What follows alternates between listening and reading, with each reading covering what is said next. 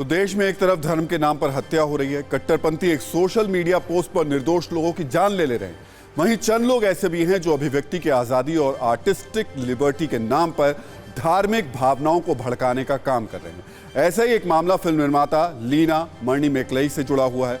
लीना मणिमेकलई की डॉक्यूमेंट्री काली का पोस्टर हाल ही में रिलीज किया गया। लीना ने हाल ही में ट्विटर पर अपनी डॉक्यूमेंट्री काली का पोस्टर शेयर किया। इस पोस्टर के साथ उन्होंने ये भी बताया कि उनकी डॉक्यूमेंट्री का पोस्टर कनाडा फिल्म फेस्टिवल में लॉन्च हुआ है। लेकिन अब इस पोस्टर को लेकर विवाद हो रहा है। सोशल मीडिया पर लोग आरोप लगा रहे हैं कि पोस्टर में मां काली का अपमान किया गया है। कई यूजर्स ने पुलिस को टैग करते हुए लीना मणिमेकलई के खिलाफ कार्रवाई की मांग भी की है। उन्हें गिरफ्तार करने की मांग हो रही है। यहां हम आपको बताना चाहेंगे कि आखिर पोस्टर का विरोध क्यों हो रहा है और क्यों लोग इस पोस्टर को लेकर नाराजगी जता रहे हैं। नाराज लोगों का आरोप है कि पोस्टर में मां काली को सिगरेट पीते हुए दिखाया गया है। साथ ही मां काली की वेशभूषा में आर्टिस्ट के एक हाथ में त्रिशूल तो एक हाथ में LGBT समुदाय का प्राइड फ्लैग नजर आ रहा है। इस पोस्टर से नाराज सोशल मीडिया यूजर्स ट्विटर पर लीना को खरी खोटी सुना रहे हैं। सोशल मीडिया यूजर्स का कहना है कि जानबूझकर ऐसे पोस्टर बनाए जा रहे हैं जिससे उनकी भावनाएं आहत हो। कई यूजर्स ने कहा कि उनके साथ उनके सब्र का इम्तिहान लिया जा रहा है। तो अभिव्यक्ति की आजादी, आर्टिस्टिक लिबर्टी, कला की आजादी, ये तमाम शब्द हैं जिनकी आड़ में लीना मणिमेकलई जैसे लोग जो खुद को बौद्धिक और प्रोग्रेसिव कहते हैं ऐसा काम करते हैं जिससे करोड़ों लोगों की भावनाएं आहत होती हैं। सवाल यह है कि आखिर लीना जैसे लोगों को समझ में क्यों नहीं आता कि उनकी आजादी पर भी सामाजिक सद्भाव का अंकुश है। क्या उन्हें कला के नाम पर आजादी सिर्फ इसलिए मिलनी चाहिए कि वो सामाजिक ताने बाने को तहस नहस कर सकें? क्या लीना मणिमेकलई का वो कर्तव्य नहीं, वो ऐसा पोस्टर नहीं रिलीज करे जिससे लोगों की भावनाएं भड़कें? खासकर ऐसे मौके पर जब देश के धर्म के नाम पर उन्माद फैलाने की कोशिशें हो रही हैं। क्या एक कलाकार और डायरेक्टर होने के नाते लीना को ज्यादा संवेदनशील नहीं होना चाहिए था? क्या समाज के हित में लीना को ऐसे गैर जरूरी विवाद से नहीं बचना चाहिए था? वैसे हम आपको यहां लीना से जुड़े एक और विवाद का जिक्र भी कर देते हैं, बता देते हैं। 6 अगस्त 2020 का लीना का ट्वीट उनकी मानसिकता और उनकी सोच को सामने लाता है। लीना देश के करोड़ों लोगों के आराध्य भगवान राम पर सवाल उठा रही हैं। ये ठीक है कि सबको विरोध और अभिव्यक्ति का अधिकार है, लेकिन विरोध करने वालों को अपने विरोध में इतना आगे बढ़ जाना चाहिए और इतना नहीं बढ़ना चाहिए कि उसे लोगों की भावनाओं को देखा ही ना जाए, उनकी फिक्र ही ना हो। तो आप विरोध करें, लेकिन ये ध्यान रखें कि आपका विरोध लोगों की भावनाओं को ठेस ना पहुंचाए। देखिए, मैं देख रहा हूं कि इस देश में ट्रेंड चल पड़ा है।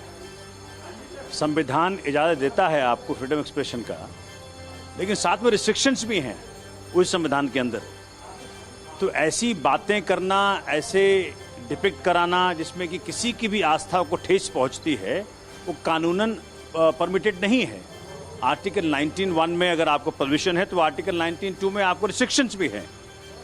ये चीज़ें खाली इस पर ही नहीं, मैं इसकी घोर निंदा करता हूँ। लेकिन अगर कहीं ना कहीं उन्माद बढ़ेगा, एक पक्ष दूसरा टाइप की फिल्म लाएगा, दूसरा पक्ष कहीं ना कहीं उसके विरोध की लाएगा, इन सब चीज़ों पर विचार करके हमको क्या कदम उठाने चाहिए, केंद्रीय सरकार को इसका चिंतन करना चाहिए।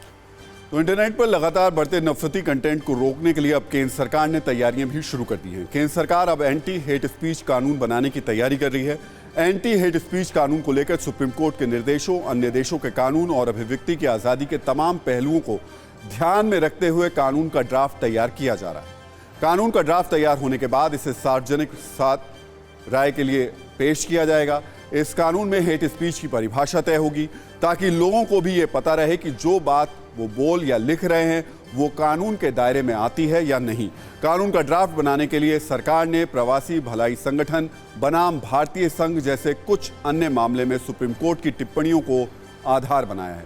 विधि आयोग ने हेट स्पीच पर अपने परामर्श पत्र में साफ किया कि यह जरूरी नहीं कि सिर्फ हिंसा फैलाने वाली स्पीच को हेट स्पीच माना जाए। इंटरनेट पर पहचान छिपाकर झूठ और आक्रामक विचार आसानी से फैलाए जा सकते हैं। ऐसे में भेदभाव बढ़ाने वाली भाषा को भी हेट स्पीच के दायरे में रखा जाना चाहिए। हेट स्पीच की परिभाषा साफ होने के बाद सोशल मीडिया प्लेटफॉर्म यूजर्स की तरफ द्वारा जो फैलाई गई फेक न्यूज़ या नफरत भरी बातों से पल्ला वो नहीं झाड़ सकेंगे। कानून बनने के बाद हेट स्पीच के खिलाफ कानूनी कार्रवाई का रास्ता भी साफ हो जाएगा। तो फिलहाल देश में हेट स्पीच से निपटने के लिए 7 तरीके के कानून इस्तेमाल किए जाते हैं, लेकिन इनमें से किसी में भी हेट स्पीच को परिभाषित नहीं किया गया है। इसलिए सोशल मीडिया प्लेटफॉर्म अपने यूजर्स को मनमानी भाषा बोलने से नहीं रोक पा रहे हैं। फिलहाल हेट स्पीच के खिलाफ आईपीसी की धारा 124A यानी राजद्रोह, धारा 153A यानी धर्म नस्ल के आधार पर वैमनस्य फैलाना, धारा 153B यानी राष्ट्रीय एकता के खिलाफ बयान देना, धारा 295A और 298 यानी धार्मिक भावनाओं को ठेस पहुंचाना, धारा 505(1) और 2 अफवाह या नफरत फैलाना, नागरिक अधिकार अधिनियम 1995, धार्मिक संस्था कानून, केबल टेलीविजन नेटवर्क नियमन कानून और सिनेमेटोग्राफी कानून, आपराधिक प्रक्रिया संहिता 1973 का इस्तेमाल हो रहा है। हेट स्पीच की परिभाषा तय होने के बाद कानूनी कार्रवाई में और तेजी आई।